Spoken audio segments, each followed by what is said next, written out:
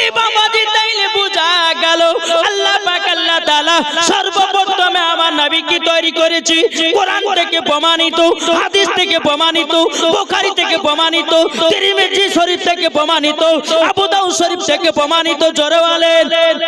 এখন যদি করে মোল্লা যদি এসে বলে নবী 40 বছরে নবী হয়েছে, তার কথা কি মানা চলবে? জোরে বলেন না। তার কথা মানা চলবে? তার পেছনে নামাজ পড়া চলবে? তাকে মসজিদের ইমাম বানানো চলবে? জি না। আহলে সুন্নাতুল জামাতের আকীদা ওয়ার পেছনে নামাজ পড়া, সালাম দেওয়া, তাকে বেরাদের ইসলাম তার থালাতে খাওয়া আর গ্লাসে পানি পান করা আহলে সুন্নাতুল জামাতের আকীদা। বুঝেছেন? এটাই হচ্ছে ঈমানি আকীদা। জোরে বলবেন না। আজ কিছু বক্তা বাড়িয়েছে, আপনারা হয়তো খেয়াল করেছেন, ফেসবুকে ইউটিউবের মধ্যে ভাইরাল। ওদের নাম বললে পরে বাবা যে ওযু ভেঙে যাবে। একটু অনুভব করব। একজন হচ্ছে ডাবচোর। ডাবচোর চেনেন? এই ডাবচোরকে চেনেন? আর একজন বক্তা বলছে উটের পেশাব পান করা জায়েজ আছে। যেরকম আস্তাগফিরুল্লাহ। এরা যে কি খেয়েছে পড়েছে তা আল্লাহ মালিকই জানে নাকি গো। এই বাবাজি একজন বক্তা বলেছে উটের পেশাব পান করা জায়েজ আছে, আর একজন বলেছে যে উটের আপনার গরুর মুত খেলে পরে করোনা ভাইরাস ভালো হয়। তাহলে ইয়ার আর ইয়ার মধ্যে কোনো পার্থক্য থাকলো? জি আমার কথাগুলো একটু বুঝবেন বাবাজি। এ যদি পেশাব খাইতে পারে আর ওই যদি গরুর মুত খেতে পারে, তাহলে ইয়ার ভিতরে ইয়ার মধ্যে কি তফাৎ থাকলো? একই না বাবাজি। মুসলমান এরা হচ্ছে এই গরুর মুত থেকে যায় তারা। বুঝা গেছে কিছু? বাবাজি মুসলমান সোনামানিকেরা আমার কথাগুলো একটু বুঝবেন। হয়তো শুনতে খারাপ লাগবে, কিন্তু বাবাজি হক কথা বলবো। আল্লাহ পাক আল্লাহ তাআলা বলছে ওয়া কুল জাল হাক্কু ওয়া তাহাকাল বাতিলু ইন্নাল বাতিলা কানা যাহুকা। আল্লাহ পাক আল্লাহ তাআলা বলতেছে সত্য এসেছে, মিথ্যা ধ্বংস হবে। এ বাবাজি আপনার কিনা সুন্নি মুলবিরা কখনো দালালি কথা বলে না, সব সময় দলিলি কথা বলে। জোরে বলে। দলিলি কথা বলে, দালালি কথা বলে। জি বাবাজি মুসলমান এই ডাবচোর বলতেছে আমি যখন মাদ্রাসায় পড়তাম তো রাত্রি 12টার সময় সবাই যখন ঘুমিয়ে যেত, মাদ্রাসাতে ছিল নাকি 60টা না 20টা আপনার ডাবের গাছ। 12টাতে উঠতো, সব গাছের ডাব গুলোকে পেড়ে সাফা করে ফজর টাইমে নামতো। তাহলে চিন্তা করেছেন ওই শুধু ডাব খাওয়াতে ব্যস্ত থাকতো, মাদ্রাসা পড়তো না। তাহলে এই ডাব শুরু করা মৌলবি যদি আজকে এই ফতোয়া দিতে পারে যে নবী 40 বছর নবী হয়েছে, ওই বক্তা যদি বলতে পারে নবী আপনার কি না নূরের তৈরি নয় মাটির তৈরি যদি বলতে পারে, তাহলে বাবাজি মুসলমান তার আকীদা হলো কি? জি ডাবচোর তো আছে বাবা, তার আকীদা কি? ইবলিস মার্কা আকীদা, আবু জেহেলি আকীদা। নাকি বলছেন বাবাজি মুসলমান সোনামানিকেরা? আমি চ্যালেঞ্জ করে বলতেছি আজকে বেরাদের সকাল বেলাতে একজন বাবাজি ওই ফারাজিদের মধ্যে একজন মৌলবি ফোন করে বলছে হ্যালো আকে ভাই, বলে আপনার একটা ইউটিউবে ওয়াজ দেখলাম, আপনি চ্যালেঞ্জ করেছেন যে কিয়াম এবং নাবিজি মাটির তৈরি না নূরের তৈরি, তারপর মিলাদ করা যাবে কিনা, 40 সাপ করা যাবে কিনা, এই দলিল যদি আমরা দিতে পারি তো আপনি 5 লাখ টাকা দিবেন তো? আমি বললাম যে হ্যাঁ 5 লাখ টাকা দেব। বসেন, কতিপয় হাত করবে, বসেন।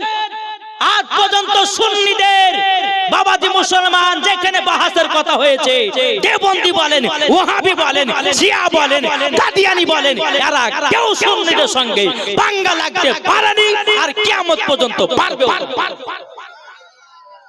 জোরে বলবেন না? আমি তাকে বললাম শুনেন ভাই, আপনি যে ভিডিওতে দেখেছেন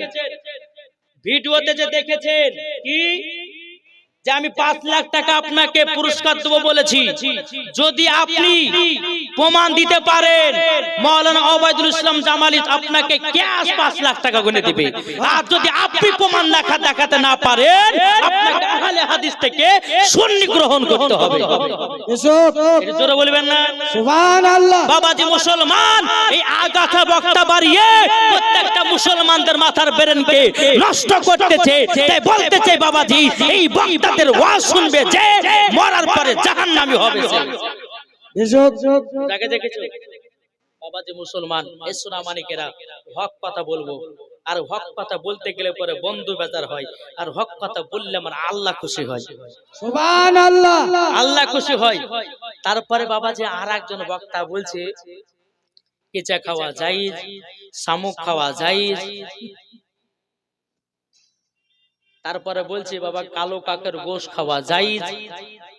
আচ্ছা বলুন তো, এই যে কোথি থেকে যে পাস করেছে বলছে আমি 72 বছর ধরে বুখারী পড়াচ্ছি। আরে বোকা, 72 বছর যদি তোমার ছাত্রদেরকে বুখারী পড়াও তাহলে তুমি বলতেছো কেন যে কাকের গোশত খাওয়া জায়েজ, শামুক খাওয়া জায়েজ, কাকড়া খাওয়া জায়েজ, কেন বলতেছো?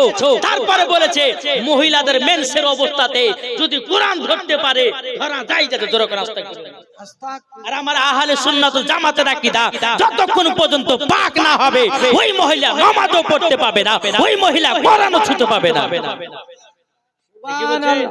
তারপরে বলেছে কি জানেন, বলতেছে মহিলাদের স্থানে যতদিন দুধ থাকবে তার বেটা পান করবে।